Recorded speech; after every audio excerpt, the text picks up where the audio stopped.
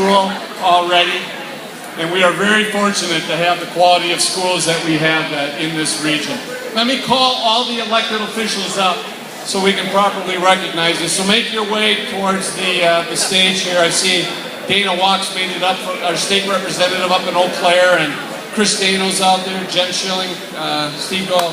Come up towards the stage so everyone can see you.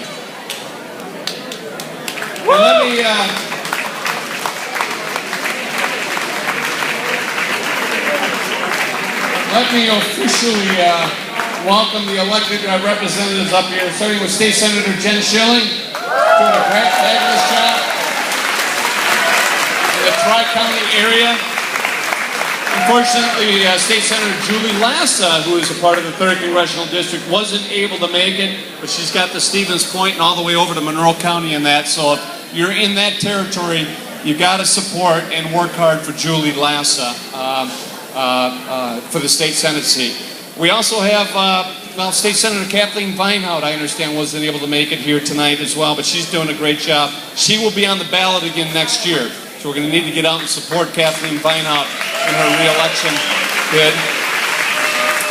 We do have State Rep Steve Doyle in the House tonight, along with Chris Dano. I mentioned Dana Walks from the great city of Eau Claire, and Jill Billings from our very own La Crosse County.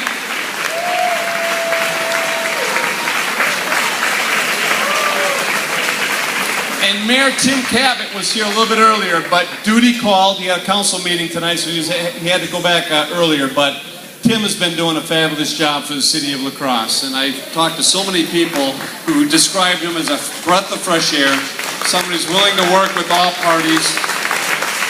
And he's really hit the ground running, which is great to see. Listen, Amy Sue Bruink wasn't able to make it here tonight either, but she's a state representative in the Monroe County area. And she's going to be up for re-election again next year. But she's been doing a really nice job, too, in representing that district. So if you haven't had a chance to get to meet Amy Sue, I encourage you to do so and support her any way you can.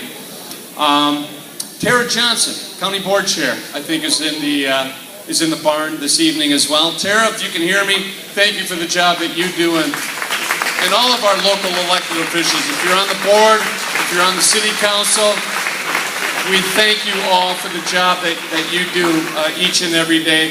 The school board as well. John Mettinger is here, former mayor, who is now representative for U.S. Senator Tammy Baldwin. Thank you, John, for coming. I also want to thank my mom, Greta, and stepdad, Don, for being here. Mom is going to be celebrating an anniversary on her 29th birthday here in a couple of days. So happy birthday, Mom. I love you. Thanks for being here. You taught me that a gentleman doesn't reveal the age, so it's an anniversary of your 29th birthday. We'll describe it. And I have my siblings here, my brother Tim out there, my sister Cindy, Terry and Dan. I appreciate all their support in the family. It's been wonderful. I want to also thank some of those who contributed to tonight's event. Dave Scolgan, Festival Foods, with the delicious corn that's being served. About 1,000 ears of corn, and they're going fast. So if you haven't grabbed a plate, make sure you do in a hurry. Randy Paff of SNS Distributing. He's supplied the liquid with the white suds on. There's Randy in the back. Thank you again, Randy. Wouldn't be any fun without you. You understand that. Pepsi Cola of La Crosse is also kind enough to help with the refreshments this evening. Anderson's Corn Rolls Concession helped supply us with the tools. Kids again supplied the games for the kids to play on, which has been a fun tradition. But this has been a lot of fun for the last 12 years to be able to bring people together to celebrate the quality of life that we enjoy here in western Wisconsin, central Wisconsin.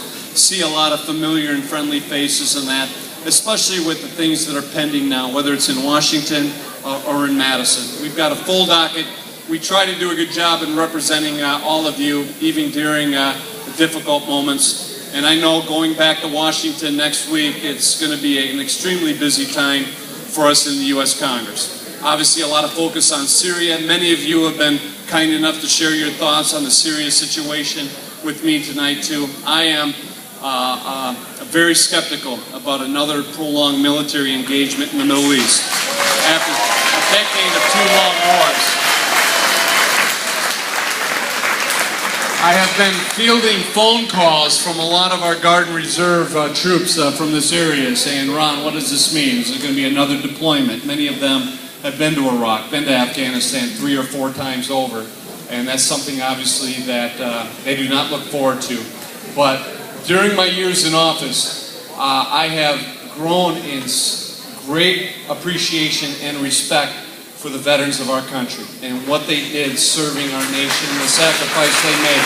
So if you are a veteran in the audience tonight, would you please stand so we can properly recognize you and give you thanks for your service to our nation. Thank you so much.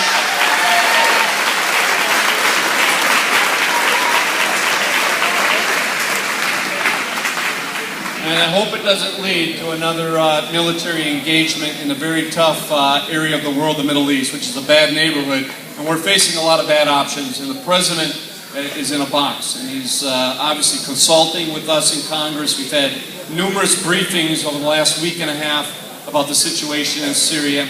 I had submitted a formal request this week asking for more intelligence assessment, especially an intelligence about what the day after might look like. If we do launch cruise missiles into Syria in order to make the point about their use of chemical weapons, what might that lead to the day after? What would be their response and other people's response in the region? And I think it's important for us members of Congress to have that information before we're asked to vote on any issue, which might actually be coming up early next week. I also want to thank OJ for your continued help and support for putting on this wonderful venue. Where's OJ seated?